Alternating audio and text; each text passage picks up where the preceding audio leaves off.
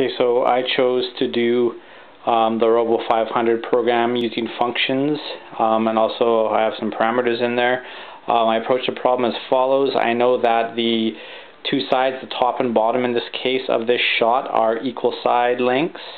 The left side and the right side are also equal side lengths, so basically once it went halfway around the square, it would actually be done the program quote-unquote one time, because what I did is I set a variable for a counter, and once it completed one halfway around the square, then it was done one part of the program. So I actually had it increment a counter to find a value of 2. Once it found a value of 2, it would kick out and then be done. At the end of my program, I have the robot displaying the light sensor value based on the plastic mat that it's on. So I'll go ahead and start the bot and we'll get going.